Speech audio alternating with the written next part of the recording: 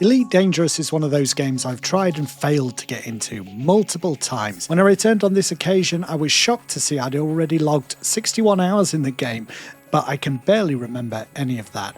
The fact I've since logged 200 hours should tell you that this time, for some reason, it's clicked more, but it's still not an unqualified clicking, and it remains a game that seems to me the dictionary definition of not for everyone. Actually, it's not true to say that I don't remember anything. I remembered a few overarching things: the difficulty of controlling my ship, the lack of a clear purpose or narrative, the need to research almost every little thing I did because nothing is explained in detail and every ship or technology is different and operates in this slightly different and obtuse way.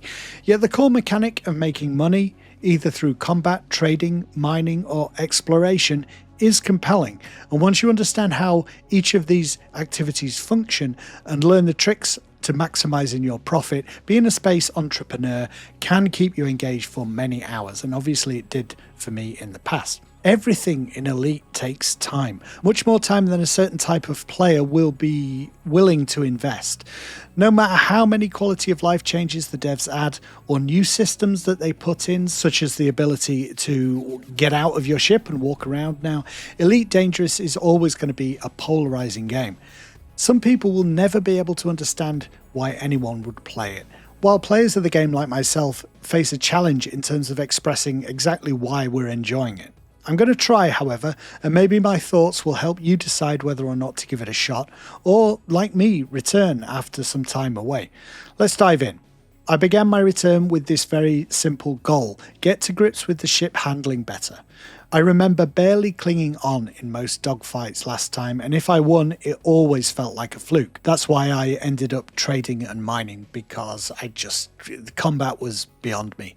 There was obviously something I was missing, something about the way these ships handle that's different to other space games I've played. I'm not the best player in the world, but I'm certainly not as bad as this game made me feel. I ended up doing something I only ever do when I'm completely at a loss. I started watching video tutorials. I don't like to do it because they take the fun out of discovery in a game. But if you're like me, hoping you can figure these things out, then let me save you some time. You can't. The reason you can't is because the choices you have when it comes to controlling your ship in Elite are myriad, and they all come down to personal choice. Watch a number of video tutorials on the topic and you'll quickly realise, oh, there's no one definitive answer. Everyone is piloting their ship in a different way that works for them. After watching one of these videos, for instance, I completely changed my ship control scheme about 30 hours into this particular playthrough, because I was doing a bit better in dogfights, but still I didn't feel in control. Ships could easily turn in a tighter circle than I could, and I just couldn't bring my weapons to bear reliably. This step backwards was both painful and time consuming. After 30 hours, muscle memory had kicked in, and so for a couple of days I was fighting my fingertips, but eventually I found myself winning. For the first time I felt like I was in control in a combat situation. Piloting ships requires an understanding of the difference between throttle and thrusters, what flight assist does, and how ships handle with flight assist off. You've got to come up with a keyboard or HOTAS setup that makes shunting power to different systems intuitive. Poor power management was one of the main reasons I was getting overwhelmed so often. In a lot of space simulation games, you can get away with a balanced setting for weapons, engines and shields, only buffing one system in unique circumstances. In Elite, you're doing it all the time, since there's a massive difference in turning speed for a ship which has full power to engines. A fight might go something like this: full power to engines, turn until you're in a good position, full power to weapons as you shoot, back to engines, since the enemy will likely be trying to speed away or take advantage of your lowered turning speed to get behind you, shunt power back to engines to compensate, or switch to shields if they manage to outmaneuver you. Ships also have a boost function which can be effectively used in a fight, not just for running away. You can boost left or right, forward or back, and in every direction in between, since thrusters are different to throttle. You can throttle down completely and control your ship entirely on thrusters. This opens up all sorts of maneuvers that would have been impossible otherwise. And all this before you've even dabbled with turning flight assist off. Once you do that, inertia matters and your ship no longer autocorrects for your speed. At that point, you're basically an astronaut trying to dock with the International Space Station, counteracting every movement with an equal and opposite one. So yeah, to say that the controls in Elite are complicated and different to other space games is an understatement. All this is the reason I never got to grips with it before. I hadn't put the time in. And time is the deciding factor, I think, not skill, I would argue. Anybody can do it. You just need to understand what's going on and then practice over and over. We're spoilt for choice when it comes to games these days. Old ones that are cheap as chips but still great. New ones that continue to amaze with stunning graphics or cool new concepts. A game like this that asks you to spend several hours watching tutorials, learning a control scheme, putting it into practice in an asteroid field before you take the plunge and pick up a combat mission, is not the most immediate or enticing prospect, given the plethora of games we have to choose from that are out there. Anyway, once I'd got the combat down, enough to feel like less of a prey animal, at any rate, I decided to try my hand at mining. This is, as I say, something I've done before, but many more options have been added since I last played, and in theory, it's a much more engaging and varied affair. There is surface mining with basic mining lasers, that was there before, but now there's abrasion lasers for slicing off chunks, subsurface mining with missiles, and deep core mining, where you're blowing whole asteroids apart to expose the minerals locked inside that core. The last one is the most satisfying, but takes the longest since asteroids with suitable cores are harder to find. Surely, though, I would be able to figure this out. I should have known better at this stage, obviously. Learning the equipment and techniques involved for each kind of mining, that's only the first step. Each is a minigame requiring precise positioning and timing to yield the best results. And that's before you've put the research in to discover what to mine and where to find it. The question of whether I was having fun naturally arises at this point. And I have to say yes and no. Yes, in that there is definite satisfaction in realizing the time you're putting in to, say, piloting means navigating around asteroids, by comparison, is now a breeze. I can do that, no problem. I really struggled before. I was also starting to enjoy the visual and auditory spectacle of the game. The makers of Elite have clearly drawn on favourite sci-fi shows and movies for inspiration. Deep core mining is one example, with the sound of your bomb going off being very close to Jango Fett's seismic charges in Attack of the Clones. Seismic charges. Stand by.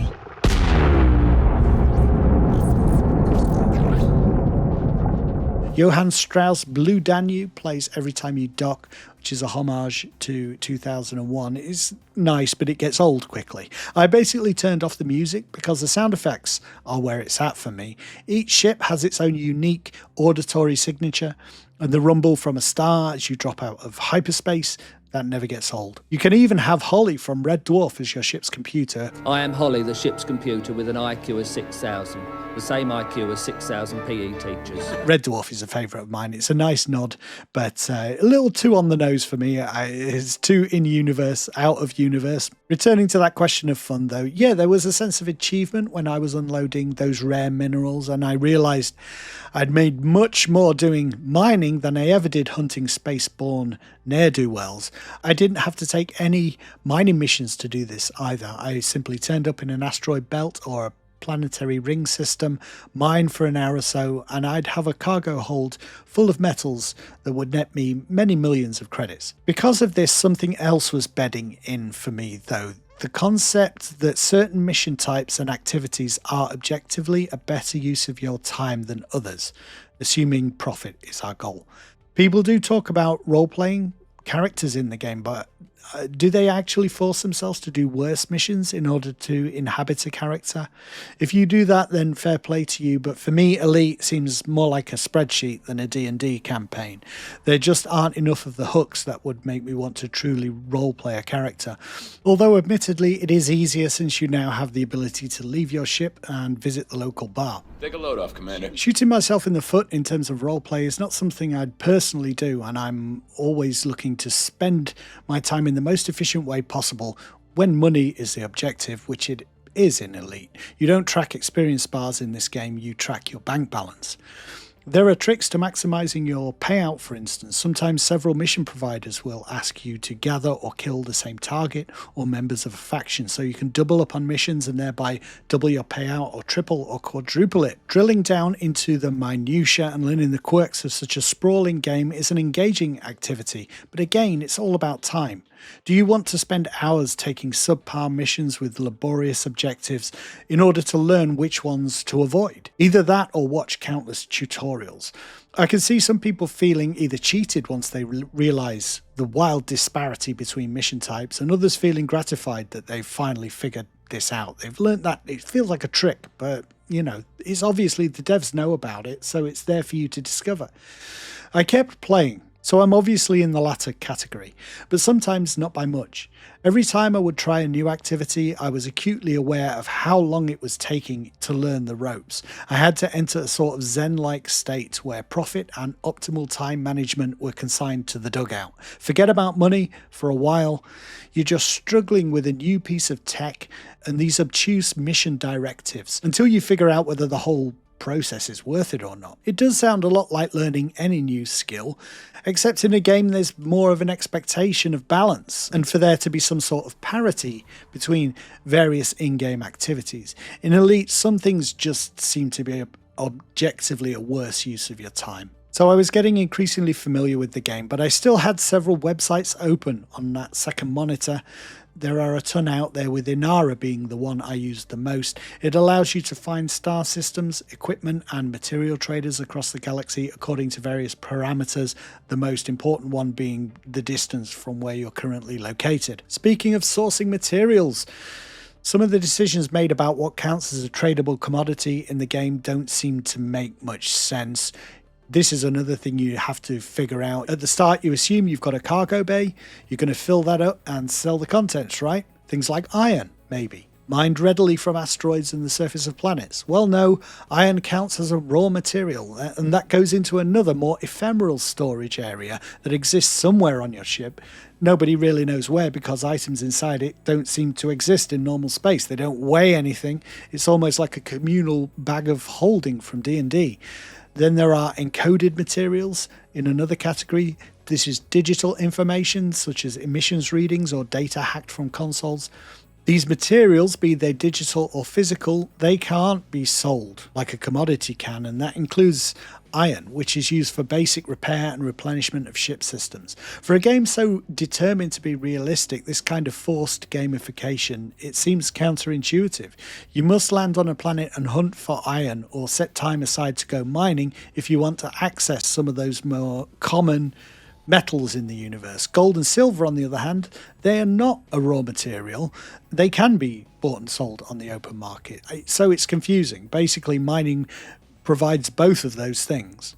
Commodities that can be sold and these minerals that go into that special inventory that you use personally to repair your ship. Why is this the case? The reason is that if everything were tradable, then the game would be too easy and people wouldn't go surface mining. If you have to artificially force players to engage in an activity like this, then you've got to ask the question, is it really working? Why don't people want to do it of their own volition? Horizons was the first expansion for the game that allowed people to land on planets and explore with those rovers. They're called SRVs in the game. And there is no doubt that the first time I successfully landed, not easy for a beginner, still getting to grips with the ship, and went out exploring, it was really thrilling experience. A better feeling than the more recent space game. Closest corollary I can think of really is Starfield, where you're treated to a cutscene as you go from space to planetside, then explore a fairly confined region of a planet. The planets in Elite are true globes, spheres, where you can travel from one pole to the other.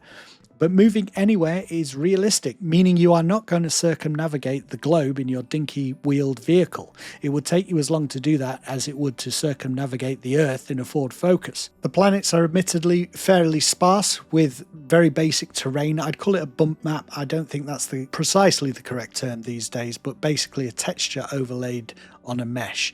But it's surprisingly effective in making you feel like you've truly landed on a faraway planet. Everything is relative. There is no disconnect between the ground and space, as I say, by which I mean look up and you will see the sun that you arrived at when you first arrived in the system, or you won't because you're on the dark side of the planet and you can't see it right now. This isn't an instance, a little ground-based playground. Planets orbit and rotate in real time, so the base you land in at night may very well be brightly lit the next time. The notion of a day-night cycle seems redundant. Of course there's a day-night cycle. The entire planet is orbiting its sun. It's this tension between the jaw-dropping scale and scope of the game and the often infuriating detail that makes Elite such a puzzle for me. Controlling your rover, as an example, is a bloody nightmare. I've heard the Apollo astronauts talk about how difficult the rover was to control on the moon. I can only think this is a deliberate nod to that fact. Whatever the case, getting to grips with it is only marginally easier than controlling your ship and takes much trial and error. Again, there are multiple control schemes, drive assist on, drive assist off. There's also a turret mode, decisions to be made about how you control your thrusters. You can launch yourself into the air or glide down cliffs to soften a landing, and you'd better do that because your rover is made of tinfoil and very easily damaged. Again, it may be realistic, but just how fun is it? I imagine the devs debating this all the time. Well, it's got to be a bit annoying because that's what traveling through space, exploring space would be like. With drive assist on, you are constantly oversteering as the vehicle tries to maintain that constant speed, but when you hit the button to turn drive assist off, it immediately comes back on again. Quick bit of research, of course, it's not set to toggle by default. You have to hold the button down to turn drive assist off. Okay, got that. But the option to change it to a toggle is hidden in a drop down underneath the drive assist key itself. Right, finally got everything set up the way I'd like. But there's no way for me to maintain a constant speed with drive assist off, at least not with mouse and keyboard. So now I'm toggling between the two modes, drive assist on for long journeys or off for navigating the intricacies of ancient ruins. I mean, just make a ground vehicle that is fun to control, for God's sake. No, you want fun, you've got to work for it in this game, or come to terms with the fact that fun is an impossible dream. Contending with things like the SRV's counterintuitive controls actually reminded me of playing Minecraft in a weird way. Seems like a non sequitur, but bear with me. That game famously launched without a tutorial, and information was shared between players on how to proceed. It occurred to me that maybe I'd gotten a bit lazy in my gaming of late. This is low self-esteem, isn't it? Maybe it's not the game, it's me. It never used to turn me off for me to have to do research. That's true. And at this stage, over 100 hours in, a switch did seem to flip in my brain. I felt like I understood what sort of game I was playing. Maybe it was a process of indoctrination, but I started to slow down. I stopped expecting anything to be clear out of the gate. I went back to the early days of MMOs that I remembered, where every single one played differently and no game mechanic could be assumed. Nothing was set in stone. So instead of abandoning the game, as I had done the last time, I decided to go deeper. Let's challenge myself. I thought, just how complicated and confusing can this game get? As I was doing my research into combat, I'd heard people talking about engineered ships. Of course, I thought, you can't expect the ship you buy to be any good. You're going to have to grind to make it good. But the carrot was there. Imagine not only being able to hold your own in combat as a pilot, but doing so in a decent ship that could tear the enemy to shreds. This turned out to be quite possible. After I had engineered my shields and weapons specifically, adding armor penetration to my lasers and corrosive ammunition to my cannons, the difference was night and day. You can go nuts by fully engineering every component on your vessel, but the materials can't be bought or sold on the open market, so none of it can be done quickly. You've got to source those, you've got to find them yourself, find out where they drop, do the research, read the websites. You've got to settle in and realise you're in it for the long haul. Multiple nights, weeks, months, years possibly. People have been playing this game for a decade at this point. Imagine how many hours they've racked up. And the things I'm talking about might sound complicated, but they're really only scratching the surface. Players are colonising whole planetary systems and building moon bases. The bubble, the region of the galaxy where humanity holds sway, is gradually expanding outwards. It was this realisation that I'd been treating Elite Dangerous much like any other space simulation game that made me take the plunge into exploration next. This is a much more ephemeral affair than combat, trading or mining, where you take off into the unknown in search of information. We're making discoveries. Information is power, and in Elite, that power translates to money. It can be very lucrative. Few games do exploration effectively because eventually you run out of places to explore. Even in the largest MMOs, every inch will eventually have been visited or catalogued. So coming up with a system of exploration that can never be exhausted by players, it's virtually impossible. But due to Elite's realistic simulation of the Milky Way galaxy, you can start playing today, decide to be an explorer, and go out and discover new systems with planets no player has set foot on. How exactly it works is beyond me. Some sort of procedural generation, clearly.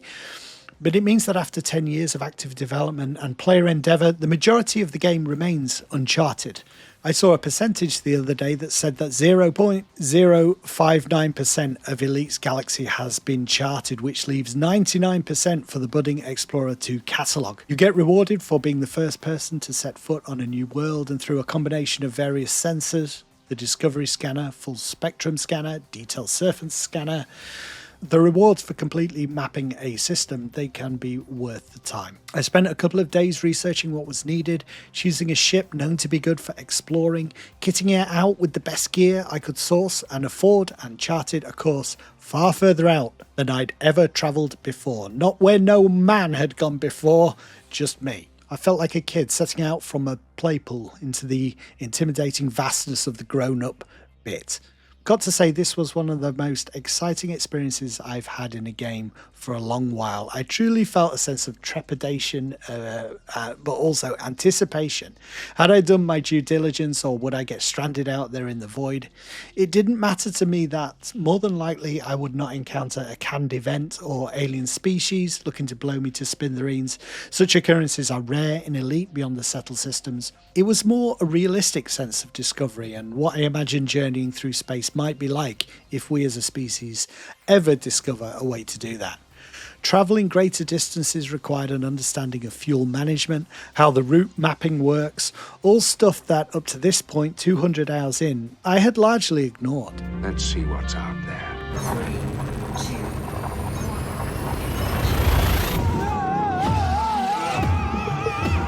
So if you're looking for a game that continues to present new challenges and new things to learn, then Elite always is doing that. I've not touched system colonization. I've only dabbled in the ground missions. The FPS combat seems solid enough, and there are various specializations to choose from for your commander. But all these many hours in, I do feel like I've gone from a baby to a toddler. I'm not bumping into everything I come across, and I'm starting to understand the underlying mechanics. Obtuse systems that take time to understand, a requirement to research and learn, periods of time where you do nothing but practice. I'm not exaggerating when I talk about practicing those flight mechanics. I literally spent several nights navigating around asteroids. I felt like a learner driver in a car park. I'm not exactly sure why I've decided to keep playing this time when I didn't before. Maybe it's a change in mindset. Just the right game at the right time. I'm ready for a game that makes demands of me and challenges me, sometimes accidentally due to dubious decisions in terms of the design, other times because the systems are so complex, sophisticated, that a simple control scheme wouldn't cut it. It's a mix of both in Elite, but either way, to crest the learning curve, the one thing you will need is time. Don't expect to understand or accomplish much straight away. Sometimes after a play session, all you have learned is that that mission is not worth taking, or you've learned how to fire a scanning limpet at a data point, or you've scraped through a battle, beat up, but at least you weren't exploded so you don't have to pay the insurance. To enjoy Elite, let's go out on a limb and use that word, you've got to start valuing small incremental successes. Did you learn something new? Then that was time well spent. Finally, though, I think it's the sense of freedom and exploration that has made the difference this time. I remember playing Star Trek Online back in the day and the endless debates on the forum about how to simulate the core idea of Star Trek exploration. Most people seem to come down on the side of it being impossible. The best you can do is give the player a narrative mission, like an episode of the show, that involves a new discovery, but it's not really a game mechanic. Exploration is finite and you can never really capture the sense of it in a game. But I think Elite might come close. It's the best Star Trek exploration simulation I've come across. No, you're not encountering aliens, learning about their culture or blasting them to bits. And you could argue there's not much to actually do on the planets once you do, if you do make first footfall. But that sense of travelling through the vastness of space is palpable, and some of the vistas are spectacular. So why should you play Elite? If you're looking for something challenging, if you're looking to immerse yourself in a vast simulated universe, if you're sick of games that hold your hand and hem you in, if it's been a while since you dived into a game that demands a significant time investment and is as much about learning and research as it is about playing, you should play Elite. If you want immediate gratification, however, and intuitive gameplay, obvious rewards, and a gameplay loop that is clear from the start, you should not play Elite. All of those things must be mined from the core of a particularly stubborn asteroid, but once you've done that, I do think it is a game that has the potential to blow people away. Targets destroyed.